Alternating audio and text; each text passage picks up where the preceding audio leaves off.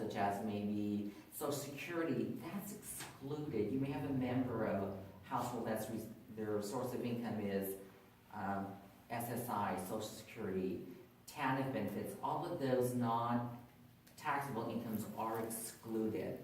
So we've tried to, the federal government in the Reauthorization Act have removed a lot of those that were in the past were listed as part of the family's income. Yes, ma'am. How shall I phrase this? How hard is it for a student to get in for this initial interview when they start from nowhere?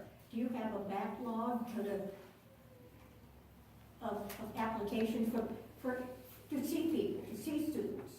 Well, they do them online. We'll actually go out to the high schools. So I'm saying, can a student walk into your office? Yes. And get someone? Yes, we have these available, and we have a little lab in our financial aid office where students can sit there and actually do the application. Okay. And we have staff there. We go in and we actually do the applications for them. So getting started is not going to stop them from... No, we process applications all year long. We're like 7-Eleven, we never close. We're always there doing FAFSAs. We're always doing FAFSAs. As much as I hate that. We do, yes, ma'am. What about students who are not permanent legal residents? There's a separate application process. Yes, we've also, the state of California has lowered that barrier. They can't apply for the federal aid because that has, it's listed in the statute is you must be a U.S. citizen or have a permanent resident. In the state of California, we have what they call a DREAM Act. So you've heard the term of DREAM Act. Right. Well, California DREAM Act. California DREAM Act. So we, in the last couple of years, those group of individuals have a way of pursuing higher education here in the state of California. And that is through what they call a DREAM Act application. The DREAM Act application will allow them to apply for some state aid, such as the fee waiver, as well as the EOPS and CARE programs. They also offer aid to the, I believe it's the Cal States and the UCs in the form of a Cal Grant, which I'll also talk about. The state legislature provided some funding for another program for California residents, whether you fill out the federal aid or this new DREAM Act application. The Cal Grant program is divided into 3 categories. Cal Grant A helps at the Cal States and UCs with their tuition expenses. Cal Grant B is for community colleges and some proprietary schools. Cal Grant B here at Port of College pays an additional 1,500 students, $1,500, and that can speak to Port of Colleges. We're paying out almost 1,000. This year we'll pay almost 1,000 individual Cal Grant awards. 1,000. So that for us, we're at almost at $1 million in free money that students does not have to pay back. Again, they have to apply, but this is the kicker in the state of California is there's a deadline to apply.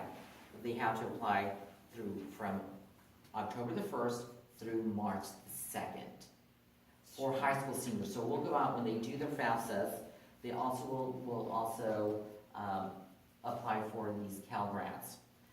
The high school has to do is to submit what they call a Cal Grant GPA form. It's based on their GPA. One of the components to determine the eligibility is based on their GPA. Everything has a GPA component into it. The DREAM Act application, also like Cal Grants A, B, and C, fee waivers, they also determine the eligibility. So that particular group has some type of assistance being offered to them. So they're just not, they reduce the barrier of them not pursuing higher education. So it's just in the state of California right now that, other states could offer some type of, program, but we're just concentrating on this Cal Grant. So yes, we have that particular group that we will offer to them. Yes, ma'am. The DACA students and undocumented in terms of financial aid are more or less at the same level? Yes, that's these, the DACA students. These, they fill out the, So DACA doesn't have any benefits in terms of financial aid? Any additional benefits in relation to undocumented, totally undocumented? well, I think I'm not quite sure. Well, DACA allows Those you DACA students, those Right. DACA students will fill out the DREAM Act application. the same as undocumented? Yes, Here, okay. yes, they will, yeah. Because you can't list really your DACA number on a FAFSA. No, they will fill No, I out know, these, yeah. I know they're not Yes. eligible for. Yes, they will, federal. those DACA students will fill out this DREAM Act application. The other question, when you talk about 5,700 Pell Grant, That's the just maximum. just one time, or is per year? Per year. Per year. If it's a full-time student and they get the maximum eligibility at 5,700, it's divided in 2 semesters, about $2,800 per semester. And Okay, so that means that if a kid is doing everything well, they can get up to over 10,000 in the 2 years of going to community college? yes, Oh, wow, that's good. yes, Okay. yes, free money that they don't have to pay back as long as they progress academically, the 2.069%. Yes, ma'am. Okay, on the Pell Grants specifically and the financial aid packages in general also, how often does one have to reapply? Once a year. Once a year? They will be notified by the Department of Ed that the application period is approaching and the application period will open. Now, it's permanently now in October. It used to be every January, every calendar year, but they moved it up, and so it's in October the 1st. This is our first year, it's our transitional year. So now we're doing them, we're awarding currently the current year, but we're also working up the following year. So yeah, every October, that's the new application period. So October 1st, applications for admissions, applications for financial aid, and hopefully these 2 processes will merge earlier, and this way will allow students, you know, in consultation with their families and their high school counselors or the college counselors to determine, you know, which school they want to, you know, pursue. So definitely, FAFSA is free, DREAM Act for those students who qualify. Really, they're good programs. Yeah. They're really good programs, and you know, the goal from the federal standpoint is get them in, they see their academic counselors, they set up this educational plan with the goal of them finishing their higher education, and again, hopefully, you know, there's limits to this, so hopefully they'll pursue it and then finish their degree within that Pell lifetime, that 600% that just, you know, terms them out to their bachelor's degree. Yes, ma'am. You're talking about programs for, what shall I call them? Students who are not U.S. citizens. And most of us assume that these are Hispanic. Do you have simpler, or is the help for non-Hispanic foreign students the same? Undocumented from other countries, is what she's talking no. about, except Mexico. You can't do a FAFSA, you have to be a U.S. citizen or a permanent resident so no foreign people cannot apply for the federal aid. People from Canada, Europe, we have them from the Philippines, no, they cannot.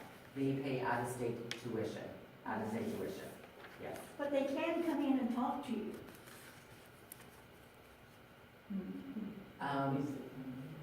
Yes, they can. Can we offer them financial aid? Most likely, no. They would probably have to. But they can get Yes. a foot in the door insofar as they can get somebody to talk to them. I think what she's referring to, let's say they have a student from Russia that lives here, but it's also undocumented, Right. right? So Yes. they can still apply for, like, it's a DREAM Act student. Yes, yes, they It's can. not Yes, solely they for one particular ethnic group or race. No, it's not. No, it's not. No, it's so different. I'm sorry, I just misunderstood what you were saying. Yeah. I believe that you have, Yeah, oh yeah, we have them from all walks of life Yeah. coming in all countries. and we ask them You'd be about, surprised. so yeah, you do, yes. As a matter of fact, oh, sorry, as a matter of fact, it's even for students from out of state who are not residents of California. So if students come from Arizona who hasn't established residency, they can still apply under that program. Yeah, here, for us, at the community colleges or quarters, like you say, the residency is established by 1 year, 1 day. So if you're from Arizona and you're planning to make California your permanent resident, you can establish your residency after 1 year, 1 day. And then you will pay the state rate, which is that $46 a unit. Then you apply for a fee waiver and we'll pay those fees. But if you're just a student coming in from Arizona or Texas and just coming here for education, you will never establish your California residency. You'll always be paying this non-resident tuition. Yes, yes, ma'am. Could you address student loans and how soon they have to be paid back and what percentage of interest is involved and? It's usually 6 months after you finish your program, or if you withdraw from that program, then your repayment period begins. Now, the federal government has really taken over the loan programs where you don't have to go through an outside, the school, we usually would find an outside lender like Bank of America, Chase Manhattan, one of those, and they would be responsible to manage your student loan. Now the federal government does that, and the interest rate can be as low as like 3.5%. And then if for some reason there's a law, once you finish your program and you go out to the workforce and you start making your payments, and if there's special circumstances that you've lost your job or something, you can actually defer some of those payments due to a hardship. Or for some reason, you can always, lower the payments that time because, I was unable to find a job in the profession that I went to study for. So there's all kinds of different programs, but it's usually 6 months after you finish your program or withdraw from it. When you enter another master's program. Yes, then you can have it deferred saying you're back in school, and the school will need to confirm with the lender that, I'm back as well, at least, part-time. So what's the length of time that you're required to pay back? Well, that depends on the amount of your final loans, and your repayment could that be 20 years, 25 years, or 30 years. And there's also some things where they can actually forgive part of your loans if you sign up for these programs where you work in a depressed area or a high impacted area, or, for the next 2-3 years, if you're, teacher, you work in a, Doctor. mhm. That's how we get the doctors of family health care at work. Exactly. Glory for And definitely, where there's a need, where there's a lack of teachers, a lack of doctors, that type of thing. And, they can forgive a part of your loans, as long as you work in those areas, helping the community. Now, if you get a loan through the military, then they require that you have to pay them back in service for You certain know what, number in of some years? cases, yes, we do have some people right now that do, like for instance, the California Conservation Corps. They have these young people that actually work out there, in, federal lands, planting trees, clearing up brush, that type of thing.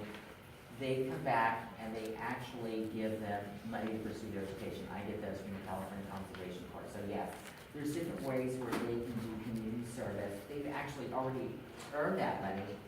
And so now when they're ready to go to school, they will actually give them money. They'll send it to us and we disperse it to the students. Yeah, so there's all kinds of community service that, yes, you can, defer some of those funds. So definitely, yeah, there's these financial aid packages out there for students. We want them to pursue higher education, not just off at, the high school and say, college is not really, there's many ways, there's counselors here, programs, transfer, we're there, I've been in the financial aid, I was new, but now I'm one of the veterans there, so I haven't lost my enthusiasm for what I do. I haven't lost my enthusiasm for what I do. And and the good thing is, in November, this upcoming month, is I will go out to I have 10 sites, all theater high schools, and we will have students do these FAFSAs. We'll commandeer the computer labs and we'll do these workshops. So we want them to know that there's people out there willing to help them pursue their dream, their goal, whatever it is. And some of them could be first generation college bound. I was a first generation college bound. My parents worked out in the fields. I picked oranges and olives. And, I had the help of a counselor. And he helped me, he told me about financial aid, the application process. And and that's why I pursued my education. And then I had Miss Girl as my mentor when I got there. We were just talking about that. She was literally my mentor, I can't tell you. I can't tell you for all my years there at You were DC. 19. You were young, oh my God, yeah. And that's all great. It's all What's good. the student tuition round right now? I'm sorry, What what? is student tuition? How much is per unit? It's approximately $200 because there's fees, there's an enrollment fee. They still have to pay the $46 in enrollment fee. There's what they call a capital outlay fee, and then there's just the regular tuition fee. So it's about $200. So it's maybe about $3,200. Mm-hmm. Yeah, not too bad. If you work at Berkeley. Yeah, that is true. They go here, they get as many transfer levels and, units that they can, take here. They have agreements, we have agreements with the other campuses they will accept. Thank you. Any other questions? So if you know a young person or a re-entry student, definitely FAFSAs, Dream Act applications, and they're free. There's no cost to apply. It's all free. That's one of the good things about these federal programs is they're free to apply, free money. We will package them for as much free money first, as students don't have to pay back. Then it's the work study to get the students to work on campus. And then the third program is loans because there's a repayment process, a long-term, obligation on behalf of the student and their families. Okay? Thank you. And again, thank you. I just wanted to ask you one other minute. If you have your phone ready to pick up if I could get Next, my we son. have our